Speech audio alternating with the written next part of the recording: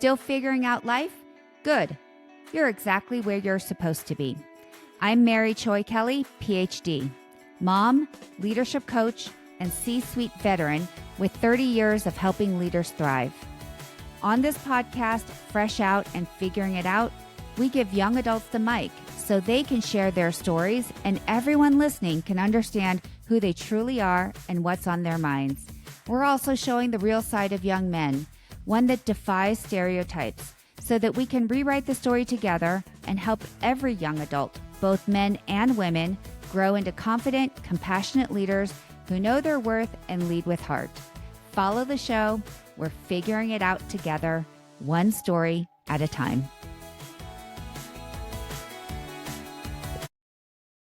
Hello, everyone, and welcome back to another episode of Fresh Out and Figuring It Out.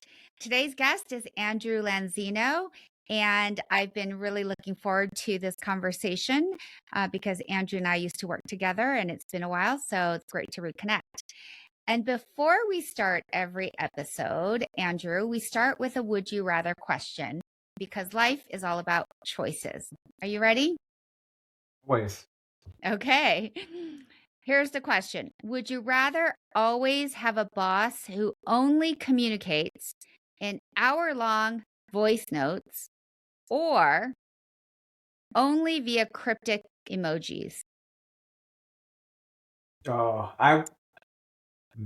When you first started saying that, I was like, oh, no way. But I do think that hour-long voice notes, I think that in any situation, context matters, and understanding the details and the thought process behind it can drastically change the direction in which you want to go. And so if it's just emojis, I feel like I would have to fill in a lot of the context. But for someone who's sending me hour-long voice notes, I think that's rich with data that I can use to help, make those decisions. Yeah, to your point, over communicate, right? So Yeah, that would definitely be a manager who lives by that value of over communicating. All right, thanks so much, Andrew. It's been a while. We've had a chance to see each other here and there, which is always nice. And we worked together at MGM.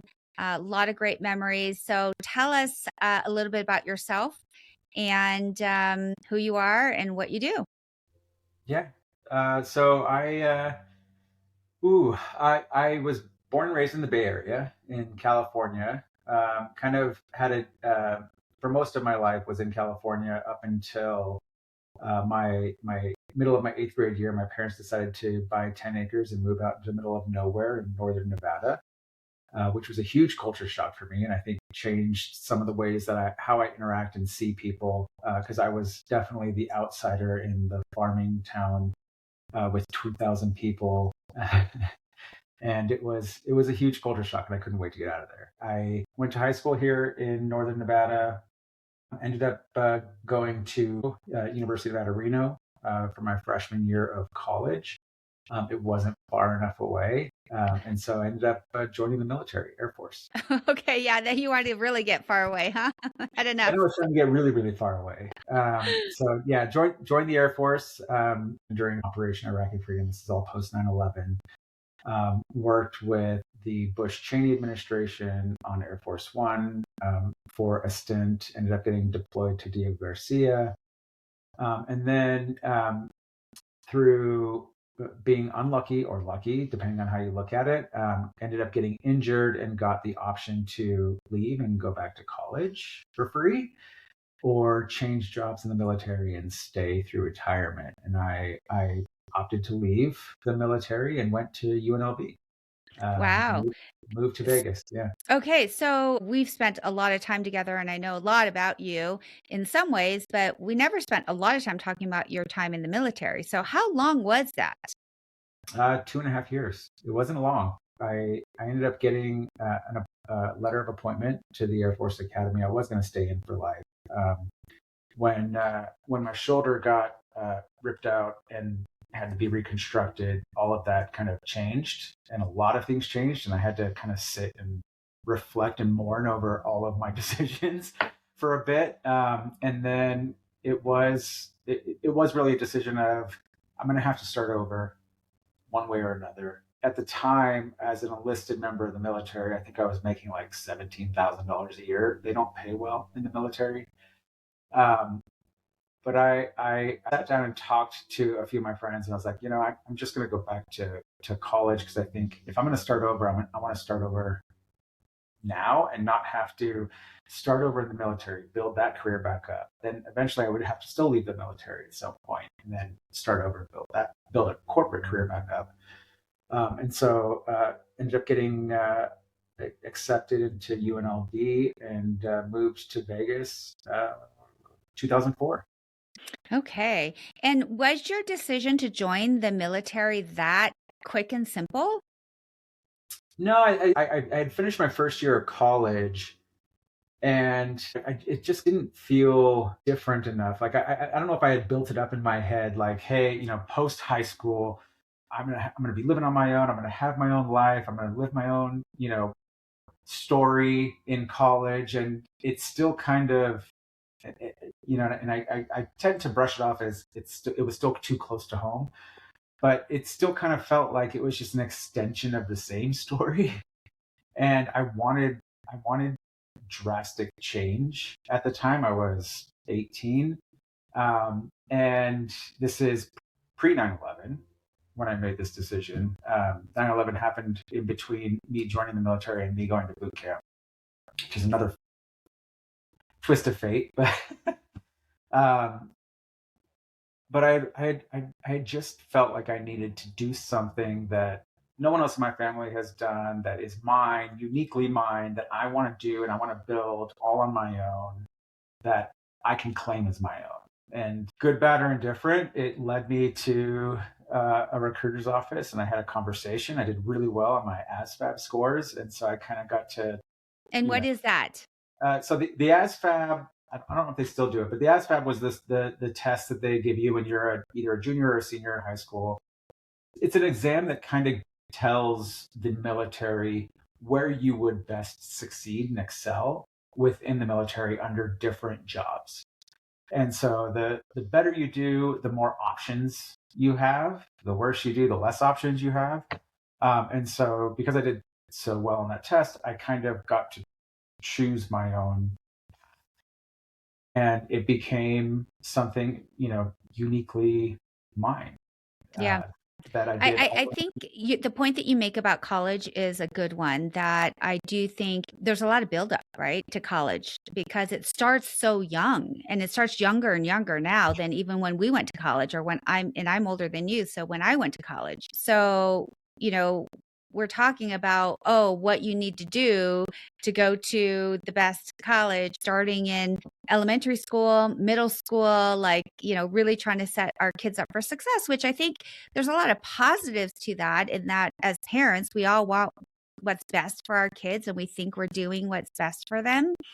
And at the same time, these expectations of not only going to college and what that's supposed to be, and to your point, like, it's supposed to be some big dramatic experience, and all the heavy focus these days on the top 20 schools, when there are thousands of schools out there, right? Yeah. So Well, I think the other piece of it too is that throughout the years you get built up, and everyone around you, all the trusted voices around you, your family, your friends are like, oh, you're so good at X, or I can't wait for you to do Y.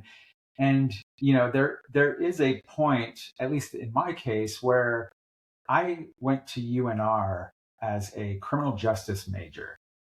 And it was something that I think I had spoken to a few counselors and talked about when I was a freshman. I think I was starting to grow out of it, but I felt like I was too far down the road, and everybody already knew me for that. And so I had to keep going down that path.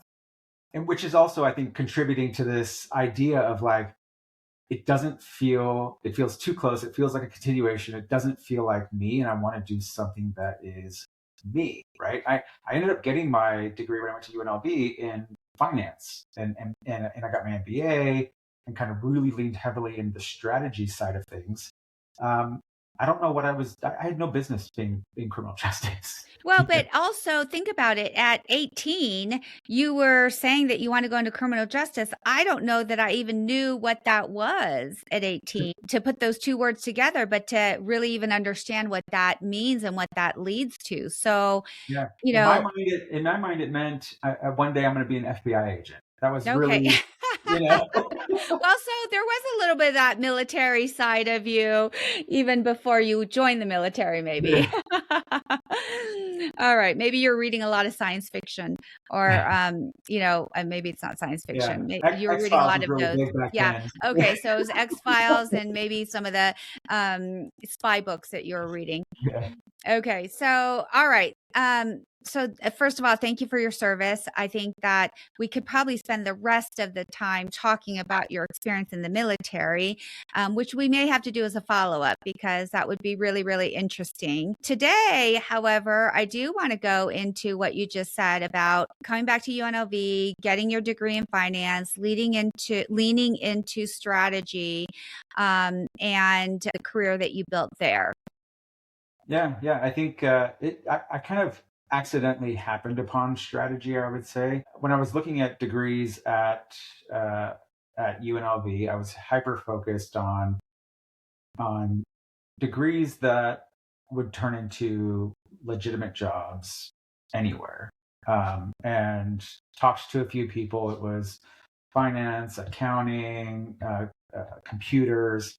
Didn't really care for the computer side. When I finally dug into the difference between finance and accounting, I hated accounting. It's very black and white. You're going to follow the rules, and it's T accounts, and it's very militant in a way. And I have a very creative side of me um, that really got drawn into the finance side of deal making. And there really isn't rules. You kind of it's a negotiation, it's a conversation, it's fluid.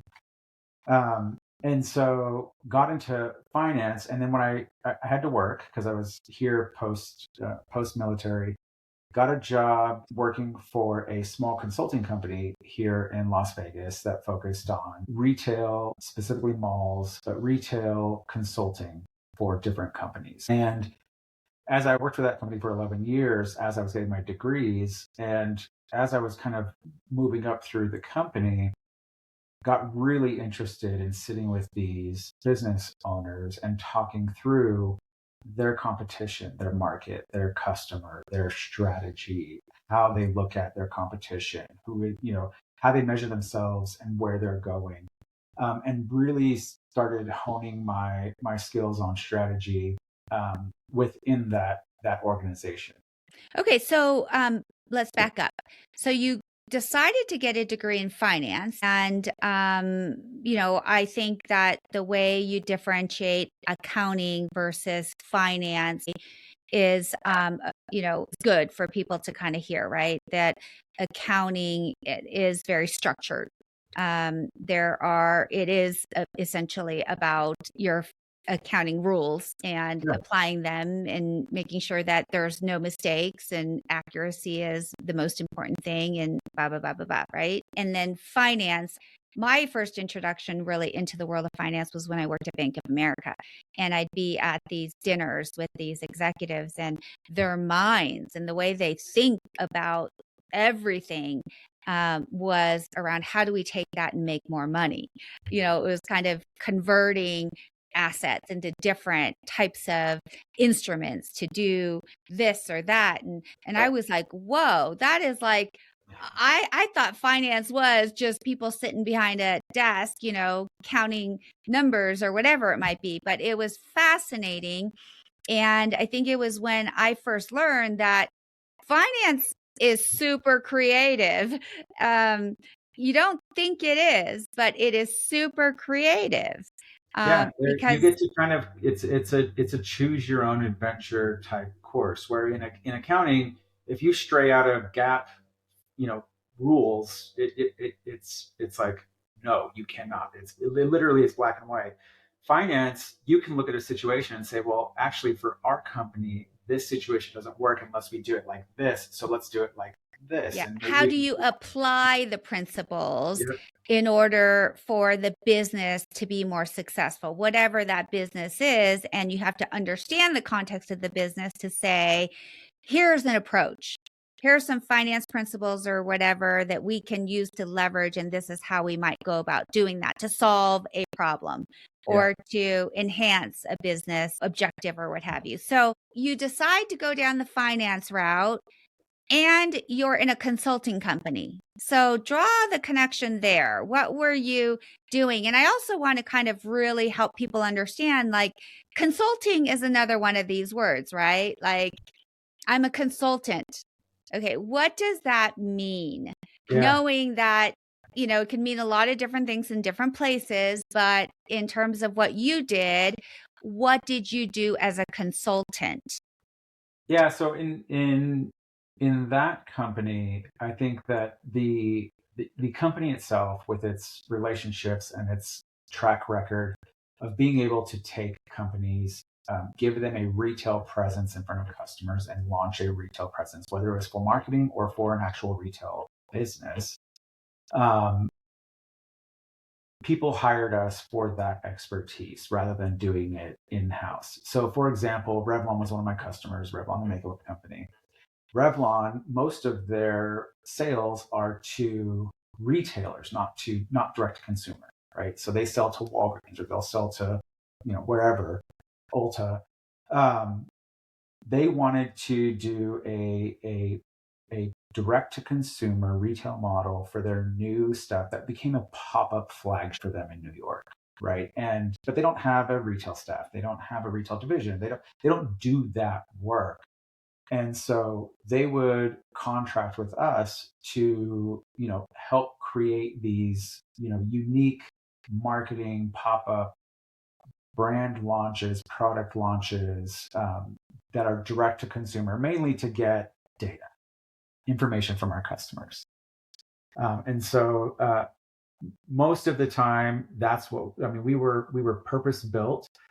We had with relationships across the United States, Canada, Australia, to do this type of work for businesses that this is not their bread and butter. This is not their core idea, but it's something that they want to do or it's part of their strategy. So, as a consultant, would it be fair for me to say that in that context, you were bringing in expertise and you were hired to, again, provide a service to support their business objectives? And you had expertise that they wanted, right? Yeah, because I mean, if you think of it from Revlon's perspective, right? So if you're Revlon and you're in New York, you have a manufacturing base. You may know everything there is to know about plastics, manufacturing, shipping, distribution, the makeup industry itself. Um, but if you want to open up 4 or 5 different pop-up flagships inside shopping malls and negotiate the right leases and hire the right staff and make sure that the payroll is done correctly and that you're following all of the legalities for that local area, a lot of times these companies, rather than kind of taking on that burden themselves, would reach out to us because we already had that footprint out there. We could easily turn that key on and off for them without them having to spend a lot of money kind of ramping that up. Mhm. So, how did you fall into this? Because you said that you were working with them while you were getting your degrees. And that I'm assuming that's your bachelor's degree at UNLV and your master's. Yeah. So I ended up getting placed at this company by Robert Half because when I came to Vegas, I was like, hey, I know enough about some of this stuff that I can do inventory management. I can do logistics. Like I did a lot of things within the military around logistics and logistics planning and logistics readiness. And so they had a role for. I started in that company actually as an inventory analyst. And so my job was to look at the numbers on their inventory across all their locations and report out on anomalies and different things that are in inventory and how we want to restock inventory and what's the lowest hold for inventory so we're not wasting money. And over the course of 11 years, got my bachelor's degree, got my master's degree, and slowly was, promoted over the years into different roles, mainly for being curious about what was happening in the company. Because it was a small company, and there would be, monthly meetings or team meetings, and they'd say, oh, we're going to try and we're looking at this company that does robotic vending machines, and we're going to partner with Best Buy and do robotic vending machines at the airport. And I was like, oh, that's interesting. This is 2007, maybe 2006.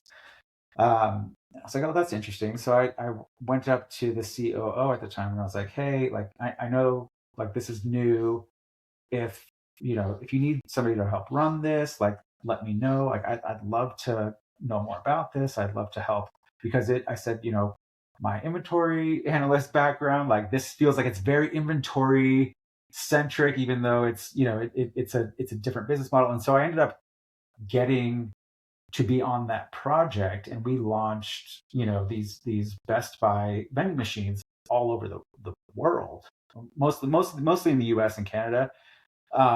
But it became like my first step of me kind of stepping outside the box, being curious about something, and then somebody else noticing that I had value outside of what I was currently doing.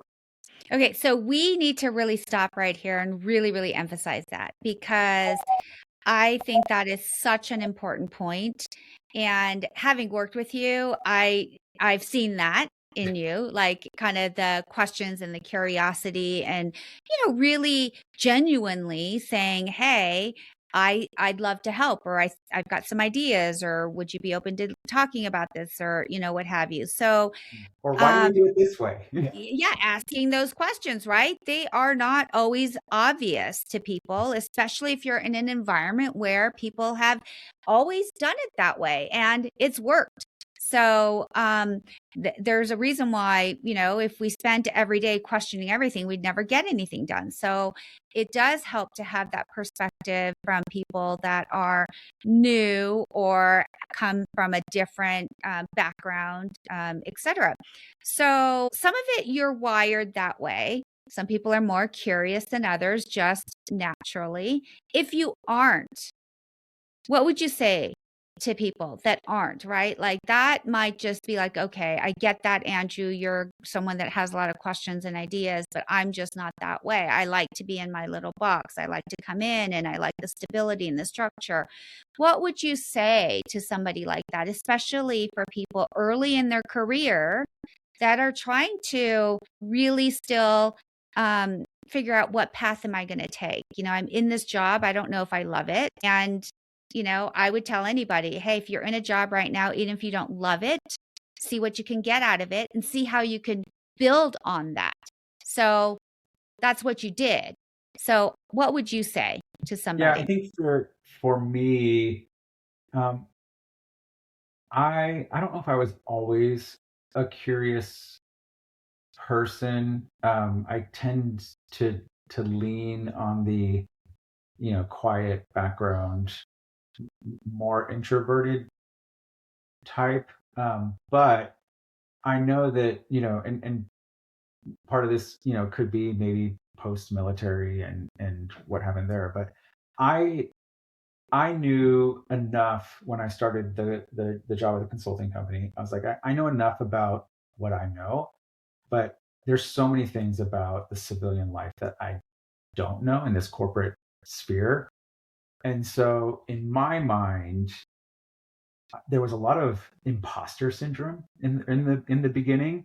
And so for me to not feel like an imposter, I felt like I had to learn how it's almost like taking a machine apart, and so that I could put it back together. I need to learn how everything connected and how everything went together, so that I could at least talk intelligently about it to people who were there in a way that didn't make me feel internally like I didn't belong.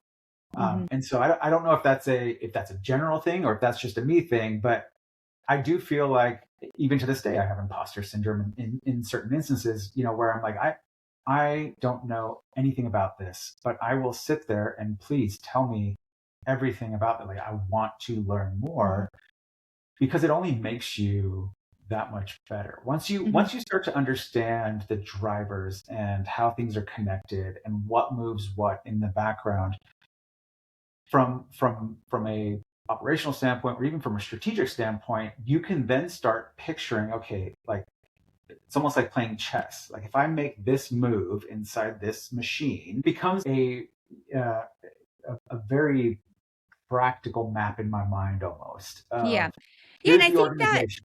yeah. And I think, it is about knowing your own personal learning style. And so what I'm hearing you say is your curiosity stemmed from your need to know to understand, because that helped build greater confidence so that you felt like less of an imposter, right? Yeah. That you understood what was happening. Similarly, I call it kind of getting on the shop floor. Like when my first job out of grad school was in a manufacturing company. And one of the first things I did was I worked on the assembly line. And now the people on the assembly line couldn't wait for me to get off because I was not helping their metrics, right? But and I do this in every industry when I join a new industry, a kind of a parallel. But in that manufacturing company, what I loved about it is you could see all the inputs go in and the output and the product at the end. And we were making turbochargers for cars. I knew nothing about turbochargers. Now, my dad was a mechanical engineer, so I actually knew a lot more about how a car ran and, could change the oil and do a lot of things because, I saw my dad and was curious about it actually. Yeah. But being on the shop floor and seeing like how the process works, where it goes from one place to another, like, you know, and I think it is so important not only to build your own knowledge, but to build credibility in an organization. So that when you talk about an idea or a suggestion, it's actually grounded in something that you can say that I saw that. When I was on the shop floor, I saw that these 5 things were happening. And so my question is, how could we do XYZ better or whatever? Yeah. Right? It becomes your lived experience and it Yeah. becomes part of you in a way that you can't teach. I do this I do very similar, but what helps me is when I'm in those situations, I will see things that will spur a question in my head, and I'm like, well, why do we do it that way? Or like, well, what's the purpose of this? And sometimes it's like, I don't know, we've done it like that forever. Sometimes it's like, oh no, we do it like this because of this Yes. specific thing, and because 3 steps down the road we have to do Y. And I'm like, oh, okay, and then I will never forget that again, Right. right? I'm Exactly. there, Yeah. and it does truly, it not only builds that knowledge internally so that you can kind of work your way through, but it also does build that legitimacy where you can have a conversation with a foreman or somebody on the line about their job and it's genuine and they understand Yeah. it and they understand you and you understand them, Yeah, right? and I'll take it one step further that especially as you get into leadership roles, right, it becomes even more critical Yeah. because when you're rolling out change or saying that, hey, we're going to do something differently, like you actually were on the floor, like you Yeah. actually were in their shoes, you actually talked to them, had conversations, understood why things were happening, and just continuing to kind of take that mindset with you wherever you go. When I joined the gaming industry, one of the first things I said is I'd like to do 24 hours in the casino. And the casino executives were like, you're in HR. Like, why do you want to do that? I'm like, first of all, I think it's super interesting. Like, I don't know, what really happens? Like, how do you guys do this? Like, is there a room where there's all this cash? Like, what happens? I'm just curious. And to your point, I wanted to be able to really say that here's what I saw and here's what I learned and heard, and be able to put the pieces of the puzzle together. And especially in the gaming industry, the casino floor is, the most important thing. Yeah. So show me how this works. And I have to tell you, I'll never forget that experience. Yeah. Well, and it builds empathy inside of you also, because again, you share that lived experience with them. You can now empathize with what they're going through. So when you are sitting in rooms where they're like, "Hey, we're going to roll out X, Y, and Z," and you're like, "Oh God, we should probably have this conversation first, and we should take this a little slower because it is going to Yes, impact people because they're living this life, right? yes, And they're doing X, Y, and Z. They don't have time to, whatever the case may be, like fill in the blank, but you start to empathize with how things are going to impact them. And you really internalize that because you can see yourself as that person.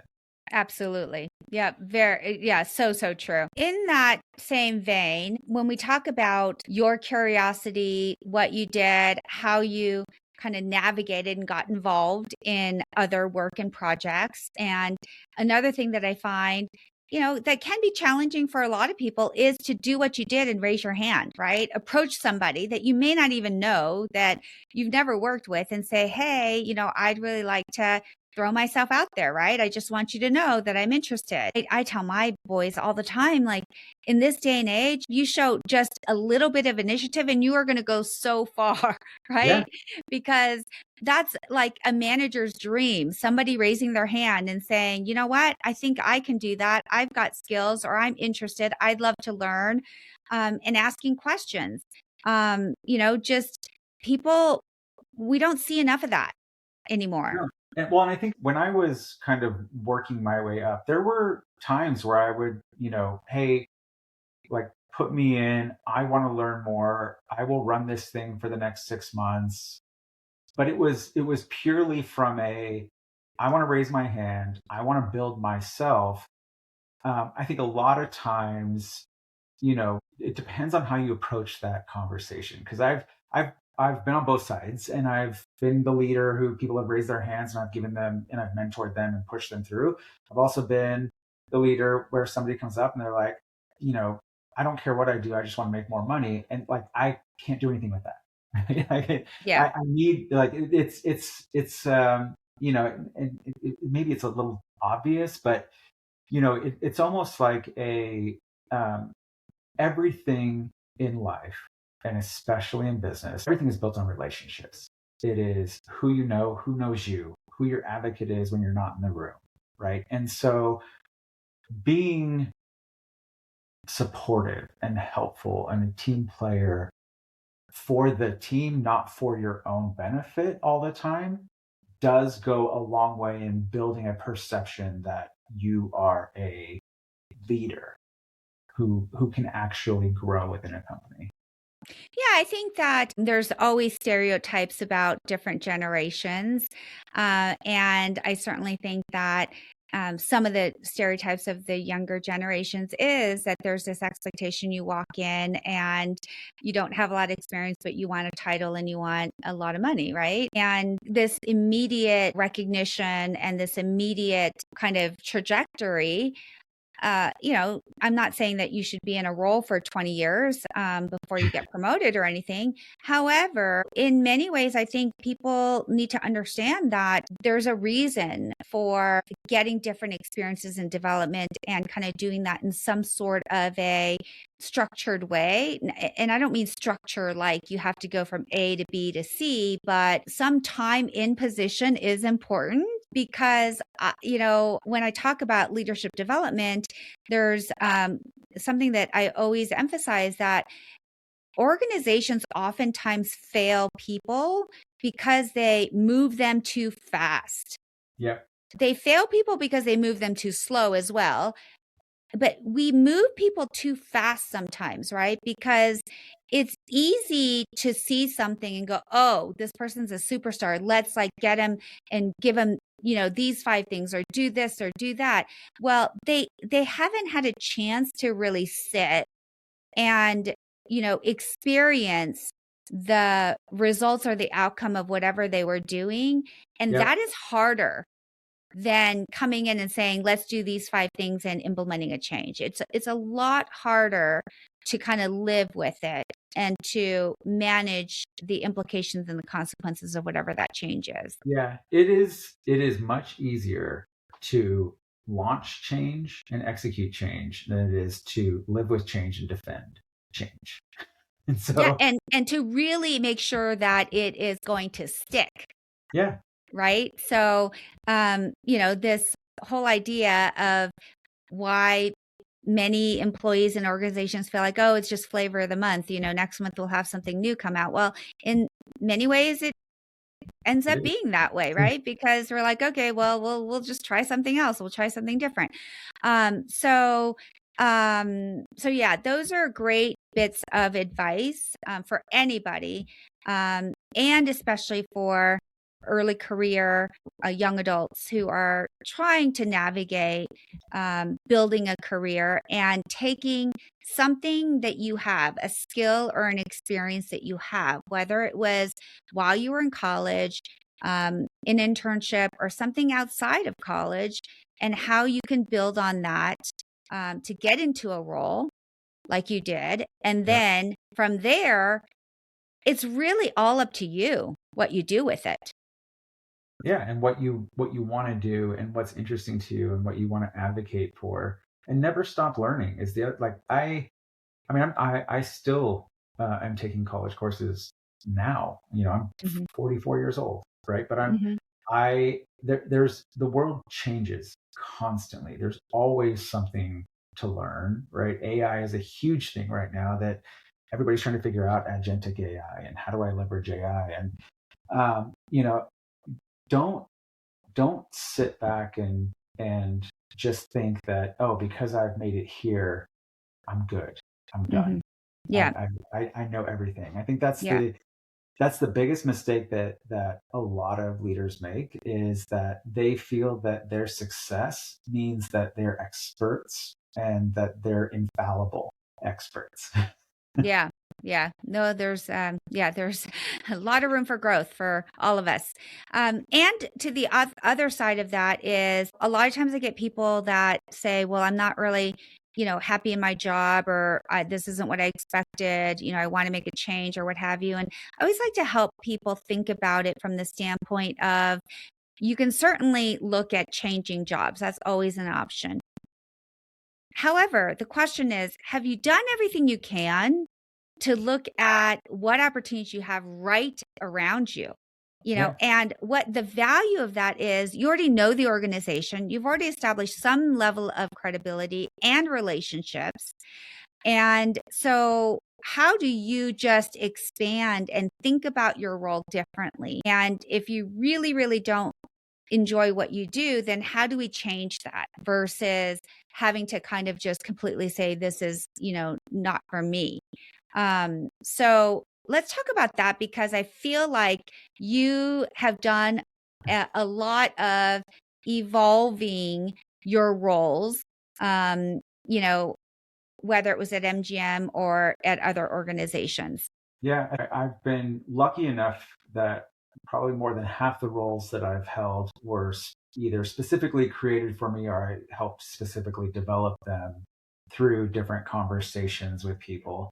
But I think that the key really is looking at what are those transferable skills, and being able to be a really good storyteller for yourself in a way that shows the benefits to the company. Because even just in my 10 years with MGM, from corporate strategy to working in HR to leading strategic initiatives, to then being the chief of staff to the CEO, to then leading citywide events with Super Bowl and F1, you would look at that and you're like, that career path looks wonky, right? It's Like, like, what does this guy do? Like, I don't know what he does. how does that even work? But at each step of the way, from doing corporate strategy or strategic operations to going into HR, it was at a time where it was like, hey, we need to really look at our human resources strategy. And we need to really look at how we reward and how our incentives look, and what does development look like within the HR system. Well, I'm not an HR person, but put me with an HR person and I can help work through the process of creating an initiative that drives these things, right? Same thing in strategic initiatives. And then when we had COVID and we were shutting everything down, then reopening everything back up, and our CEO changed, you know, I had enough of a name in the company to where the CEO was looking for a chief of staff and wanted somebody who can help establish a new strategy, a new direction for the company, and double down on the people side.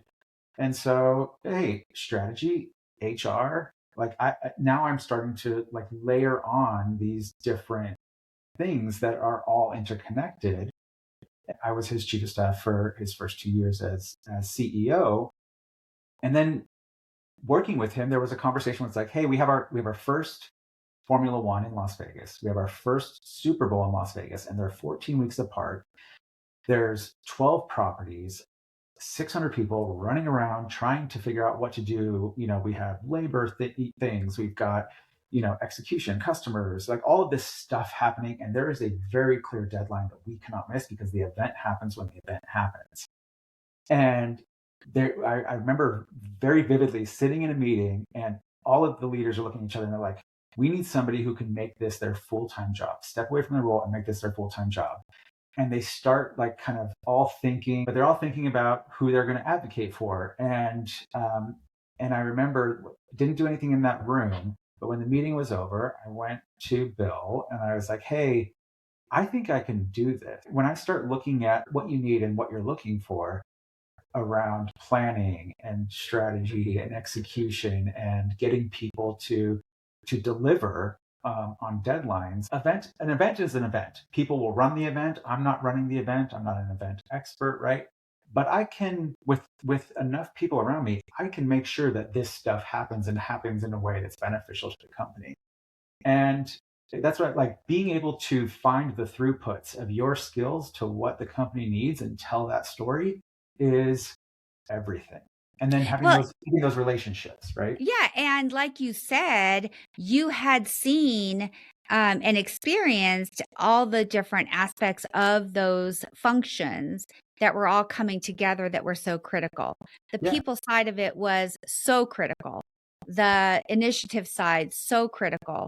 The, business strategy, so critical. So I knew enough about the machine and how it worked to be able to speak intelligently to it, to internal experts who could actually guide on executing the right way, right? So I was just knowledgeable enough to speak the language to everyone, to be able to bring everyone to a table and put the pieces together. Yeah. And to ask the right questions, to know when to flag an issue versus it's not an issue or what have you.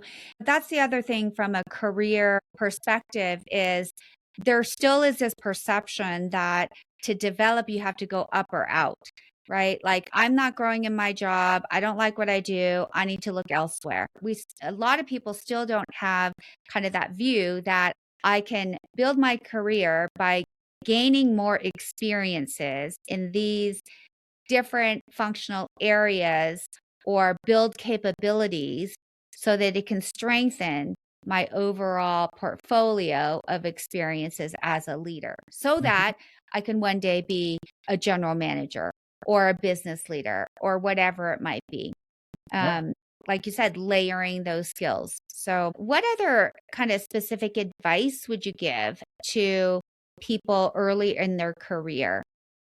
So I teach at the university, and I tell this a lot to new or seniors at the college level, is similar to the idea of kind of building a portfolio of different skill sets, is put together your own personal strategy. Because I think a lot of times people over-index on a company and try to attach an identity and attach everything they are to a company and kind of almost lose sight of building themselves.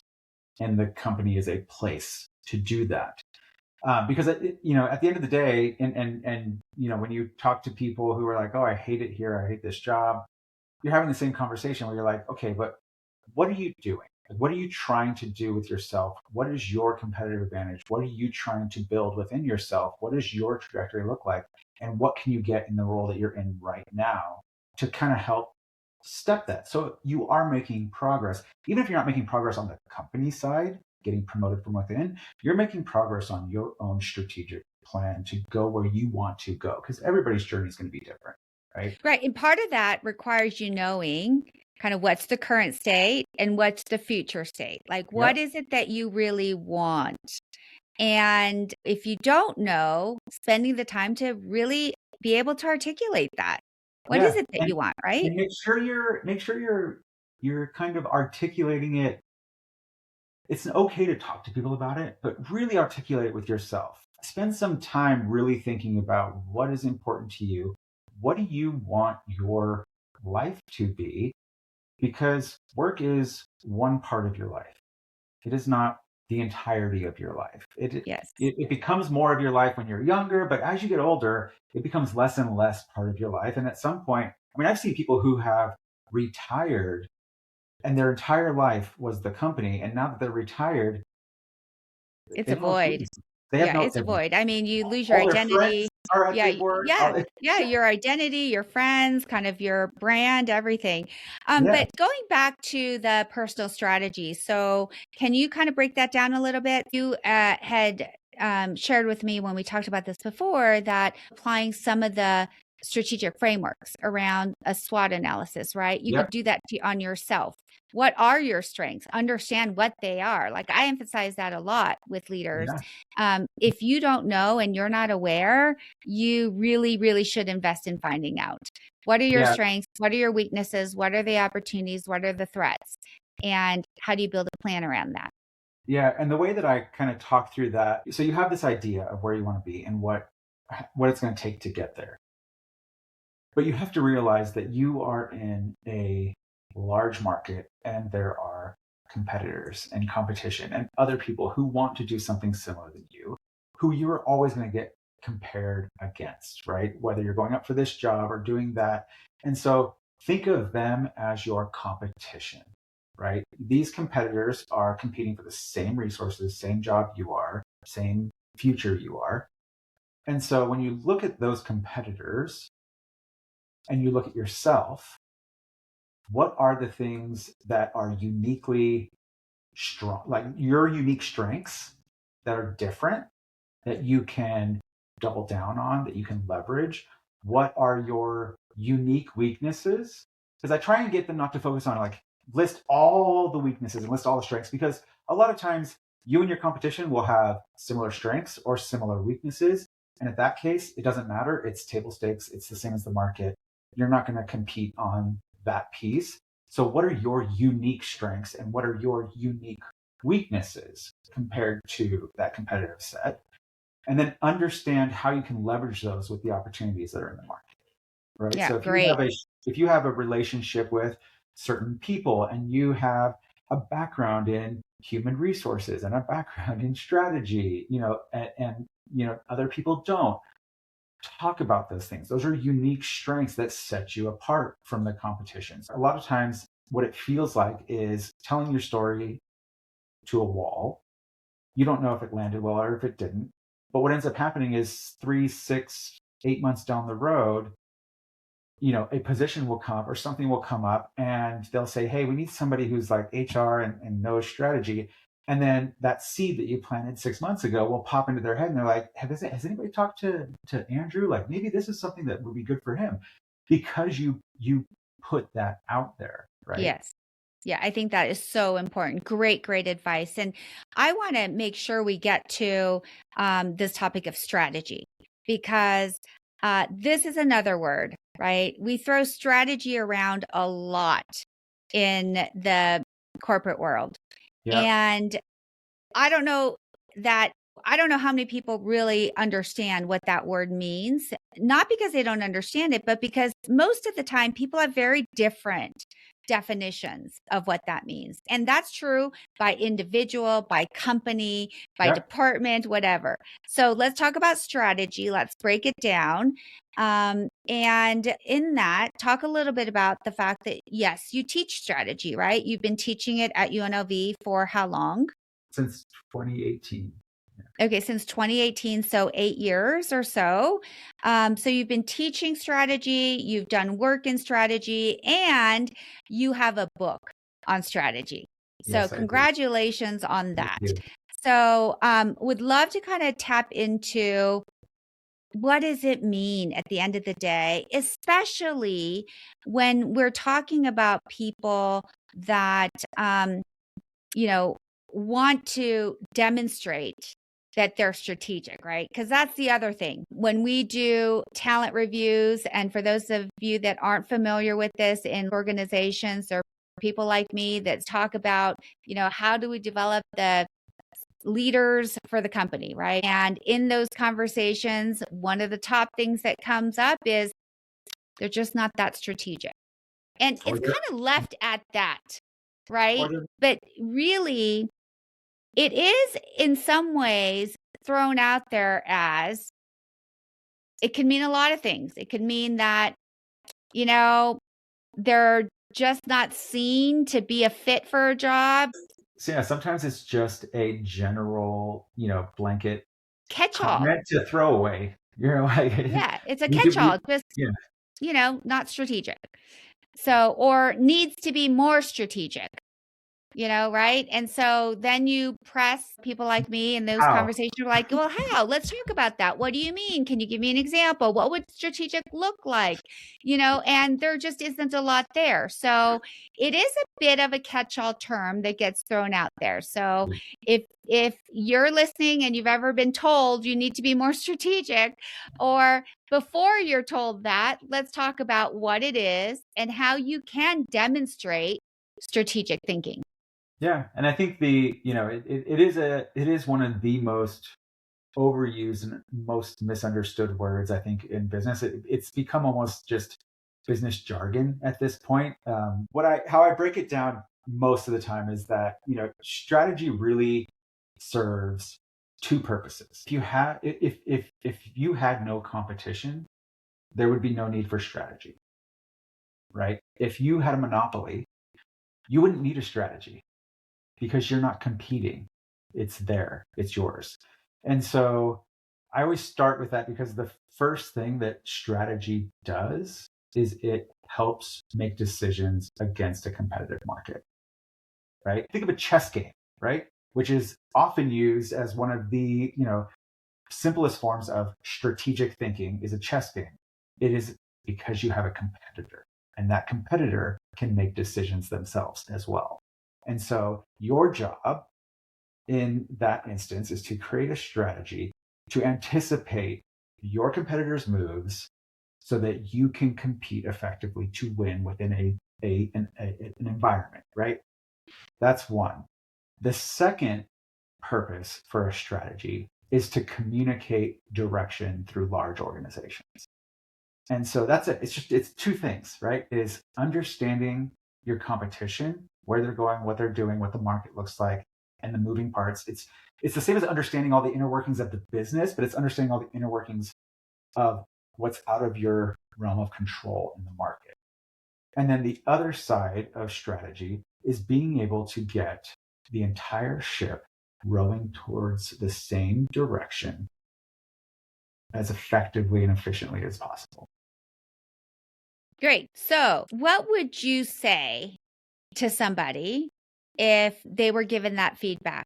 You need to be more strategic. How would you tell somebody, based on what you know about strategy, to demonstrate that they are strategic thinkers or that they are being more strategic? And I'm sure at some point you've been given that feedback Oh yeah. or, right? So, how do you respond? How would you tell someone else to respond? What are some things that they could do? Strategy is making a decision to do something or to Yeah. not do something, right? Yeah. But it's And making a so decision. Yeah, at a very fundamental level, some of the things that I tell people is what we have talked about already in connecting the dots. To Yeah. me, one of the easiest ways to practice and to demonstrate strategic thinking is to, one, be curious, like we said earlier, learn about all the different functions that you work with and that is within a company, so that you can understand how they connect and intersect. And Yeah. that way you can connect dots for people And because you can ask questions.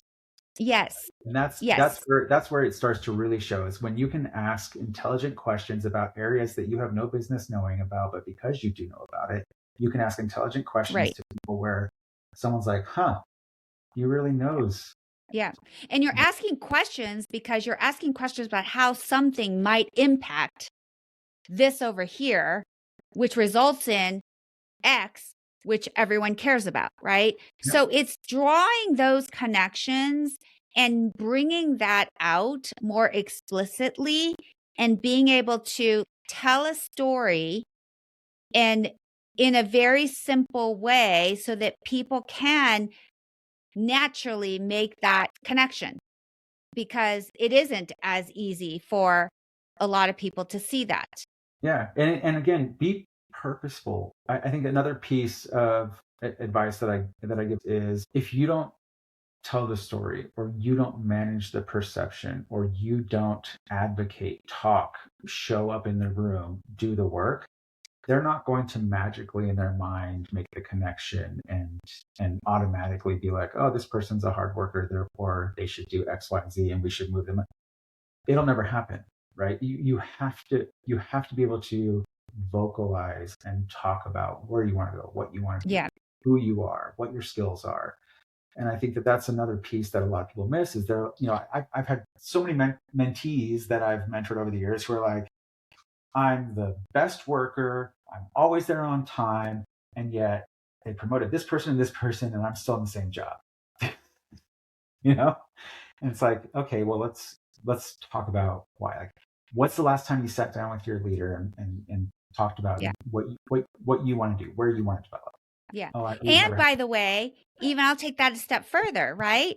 When's the last time you talked to leaders in these other departments? So building a broader network of stakeholders that know who you are, know what you do, that you ask good questions, and it all stemmed from that curiosity of trying to understand the business, how it works, how work gets done, how you make money, how processes are, utilized or not, etc.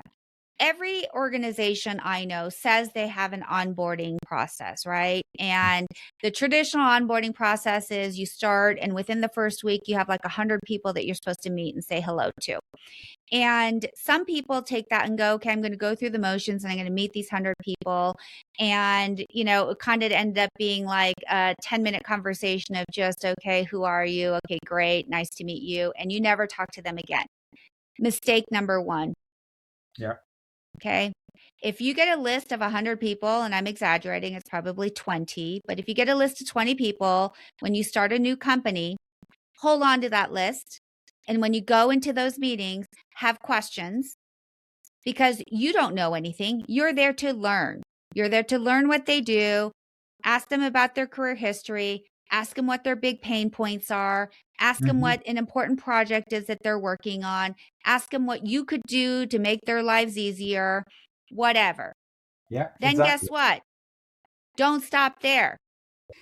Day 30, day 45, day 60, go through that list again. Meet with them again. How's it going today? When we met, you talked about this. Here's some things that I did to address it. I'd love to know more about this process now that I'm in my role. I understand it better. Guess what? Probably 1 out of 50 are doing that. Yeah. And so the more you continue to do that, it benefits you because you're learning more. It benefits your career because you're building those relationships and you're telling your story and you're planting seeds, and it benefits the organization because you are connecting dots and you're probably helping to solve problems by asking better questions. Create advocate groups, create these mentor groups, go back and talk to them. When you have conversations with people, the first thing out of your mouth shouldn't be, here's what I need you to do for me, right? It's really understanding what can I do that would help you in your life, right? Yeah. So, Andrew, let's talk a little bit about your book. Tell everybody what the title is and, why you wrote it, and let's kind of dig into that a little bit. Yeah, so it's published by Financial Times. The book is called Apex Competitor, play on words off of Apex Predator. But essentially, I was well, 5 years ago now.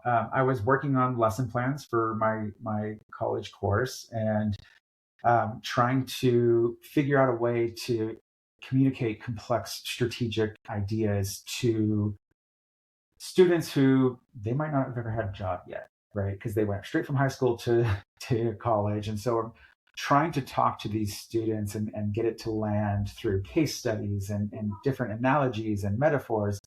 And we had Discovery Channel Shark Week on. And so started seeing, these sharks and killer whales and, these different strategic tactics of cooperation or just relentless pursuit in the animal kingdom. And so I started then creating these lesson plans around here's how to look at the power of working together in a pod, right? If you are killer whales and you do this is understanding cooperative strategies that other companies can use, because companies will cooperate together on a strategy to execute a common goal. And so I started putting all those together, and it ended up, I ended up having 16 chapters of different case studies, strategies, practical applications, each one centered around a different animal or animal group. And rather than, I still teach it in my course, but somebody had said, this should be a book. Like, I would love to read this. And so slowly and surely put it together, and then Pearson picked it up, and now it's being published. That's so cool. I love it. And I love the metaphor that you used with animals. I think it's something that everyone can relate to. And I think, again, when you throw out a concept like strategy that sounds so ambiguous or confusing and you simplify it, I think that is actually the objective of strategy, right? To simplify things, to take, That's the yeah. second.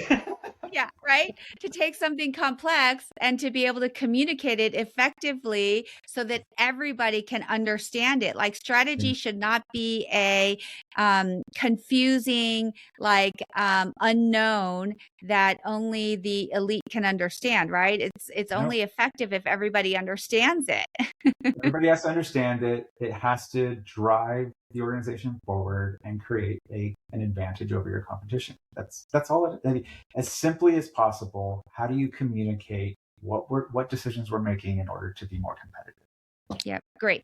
So what lessons have you learned? Anything that you would share with the audience just in terms of, I know. So how about just kind of what are some of the, big lessons that you want to highlight from a career perspective for people that are just starting out in their career? Any lessons that you would want to share? Yeah, I think the biggest ones, and maybe they're big for me because it took me a while to figure this out, but really building those genuine relationships or friendships with people. Doesn't have to be in your company or in your department, but with people who are your advocates, who are your mentors, who are people that you can confide in, that you can talk to, who can guide you, who have that expertise. I think that, for a long time, at least in my generation, it was like, oh, you don't be friends with people at work, and like there's a strict line, and kind of it was it kind of isolates you in a way. But it's when I started getting mentors who were genuinely interested in my success, when I started getting advocates who, would tell me the truth. Hey, like when you went to this meeting and you said this, it could be interpreted two different ways. And you need to understand that. And then I would be like, oh my God, thank you. Like I had no idea that I was saying it that way.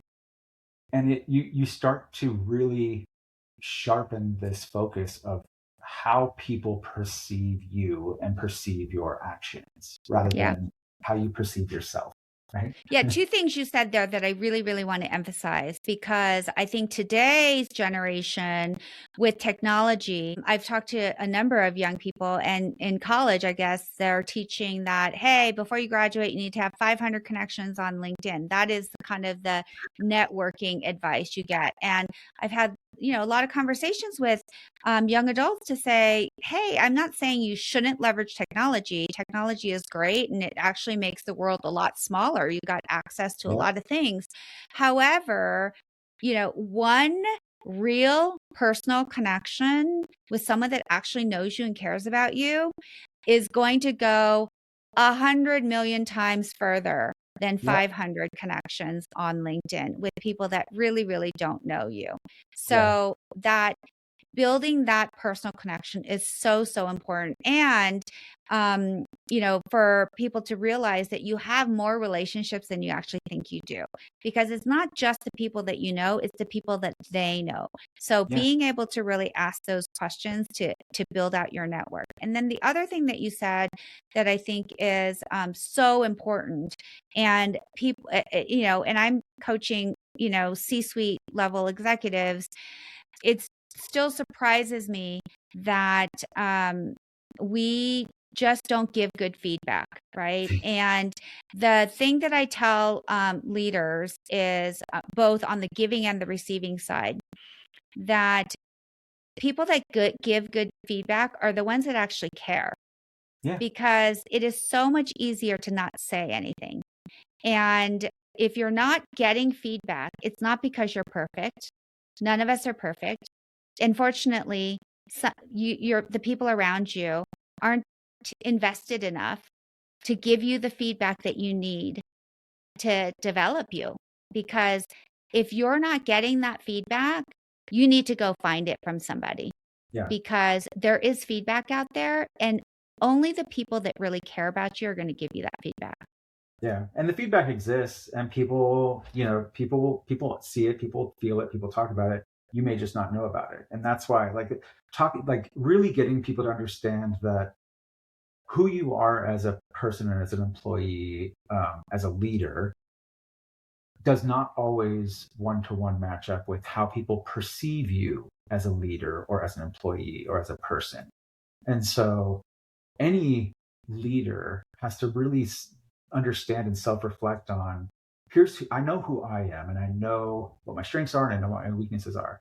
I also know how sometimes, unintentionally or not, I may be perceived in certain situations. And so I am careful about certain ways I approach things in those situations, because I know enough about who I am and just how I was built that there are times that I want to get straight to the point and solve the problem, but it comes up abrupt, like I don't care about who they are, and it shuts people down. Like I know that about myself enough to know that I'm going to make a point, when I'm meeting somebody new on a project, to listen way more than I talk for the first meeting, because I want them to understand that I'm here to help them.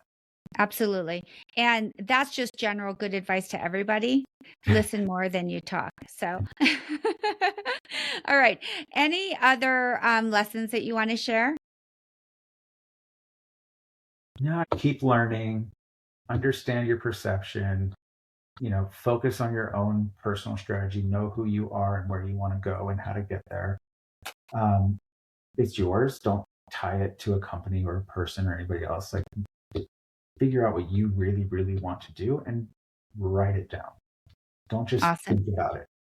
Awesome. Okay. So I've got some questions that I ask every guest. What's one stereotype that you've heard about young adults that you'd like to dispel? I think that I hear when I tell people that I teach at the college level, I get a lot of older people who will be like, "Oh, how do you do that? Aren't they like the most laziest, like entitled people on the planet?" Like, and no, they're not. Right? I mean, yes, I'm sure there's few, but there's those people exist everywhere. But by and large, they're very intelligent, introspective, more than I ever was at that age. People who are probably the healthiest, most self-conscious generation that I think I've understood. Yeah, I would agree with you. What are the three most important things that you look for when you consider a job, company, or career? Culture. A lot of times, and this kind of goes back to what we were talking about with, the onboarding. In the interview stage, way before onboarding, um, a lot of times people are like, "This interview is about me, and I need to show who I am and the best about me." And but the way I approach interviews is it's really me interviewing them to make sure that I could work there. I've had enough of missteps and good bosses, bad bosses to understand that there are patterns and certain things and how you're structured as a company and how comfortable your staff feels about talking to people. I always talk to the administrative assistant or the executive assistant who's booking the interview, and typically that's the first person who comes and meets you in the lobby. I always make a point to like, oh, what do you love about working here? What's your favorite thing, right? Because a lot of times they are just treated as a prop by whoever the interviewee is. There's a lot of hierarchy, or they're beneath you, but they have probably the best pulse on the culture, and that's everywhere I've been. If you want a really good pulse on what's going on in the culture or what's happening in the company, talk to the administrative assistants. They're the ones that know. Absolutely. They're the ones that know. But yeah, culture, um, how I fit in that organization. What is it about me and my skill set that you find valuable? How is that going to work in your company? How do you see that manifesting itself? And then really getting clear on what does success look like, right? Because it's one thing. I mean, I've been in situations where like, hey, we need somebody to come in and help us create a strategy. You'll be perfect for it. Da, da, da, all this stuff, and it's like, okay, well, what does success look like? Well, we just want you to create a strategy. Well, that doesn't. That to me, I'm like, oh, that's red flag number one. Like, you don't even know what you want me to deliver. Great. All right. So, final set of questions is about young men. What do you think it means to be a man? Oh, can I say what it doesn't mean?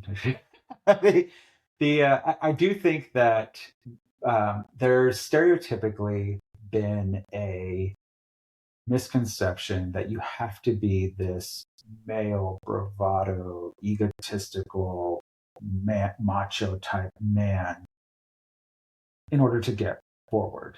And I think that a lot of times that's not, most of the time, that's not the case. It tends to do more harm than good. And so probably the strongest men who are mentors in my life are actually the ones who can be honest and vulnerable and who are empathetic, who have really strong emotional intelligence and know who they are. And when you think stereotypically of a man, that's not typically where your head goes, right? But it truly is like I see those men as probably the strongest role models in my life. And then I have a whole nother set of, these bravado, egocentric men who I see as like the leaders I do not want to be. right? They are not great role models, but to me, um, being being a good man is about being a good human.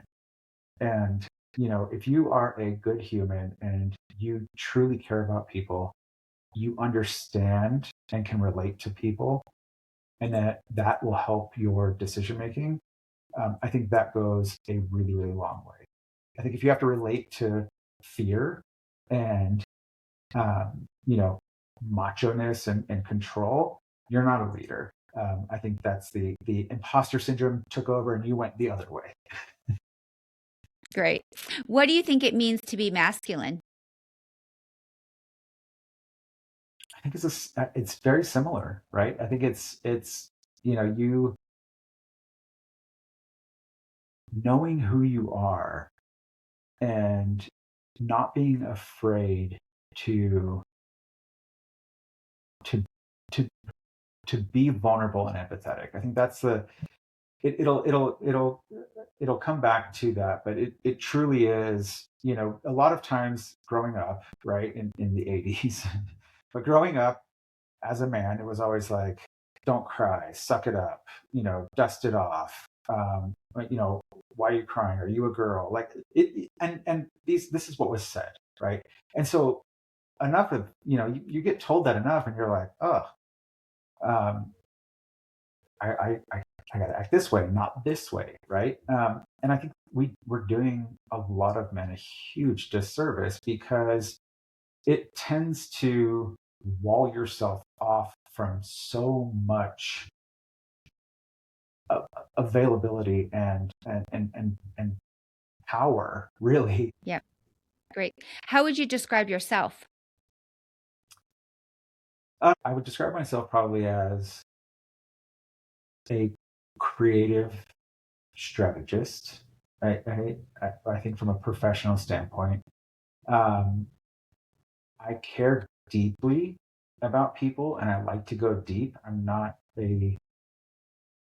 don't do well with surface level interactions or faking it. I'm overly conscious of now as that leader being in that room when somebody's presenting to stop and tell them what I wish somebody would have told me, right? Is great job. I love what you did here.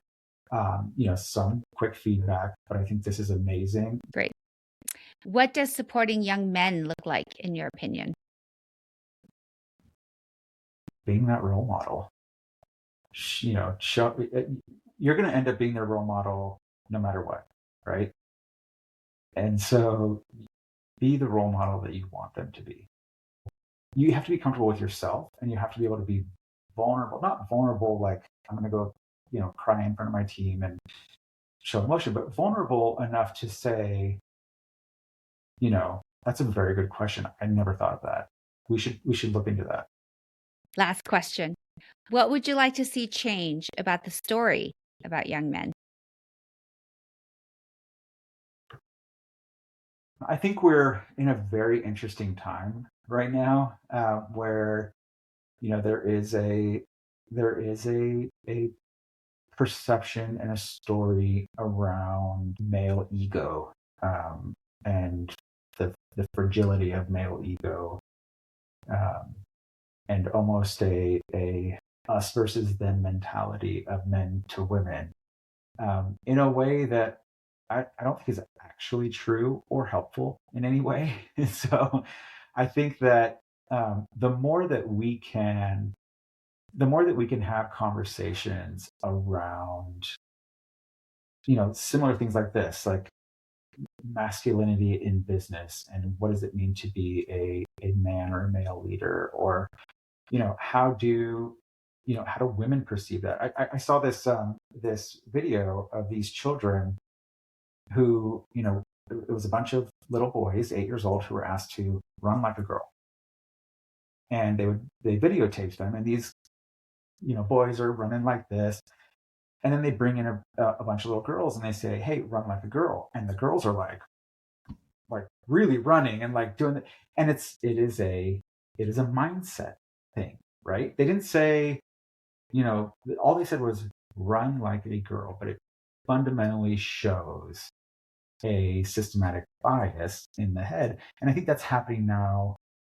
on the men's side as well, where as a man in a meeting, uh, you see this dichotomy and this pressure that can develop between colleagues, and you are unfortunately lumped in on that. And so it is incumbent on you to call it out, talk about it, right? If we don't talk about it, we can't fix it. But I do think that there is a lot of old school, good old boys club mentality being pushed on younger men that I don't see existing. Yeah. Thank you so much, Andrew. It's always so fun to talk to you. And I just think that what you shared and how tangible you made it will go really, really far and help a lot of people. So thanks for being on the show. And I'm glad that we are friends. So take care. Great talking to you. Thanks for listening to this episode. And now it's your turn. Take what you heard today and put it into action. Share this episode with a friend who's figuring life out too. And let's build a generation of leaders who lead with heart. Follow the show, leave a review, and connect with me on social so we can keep figuring it out together. See you next time.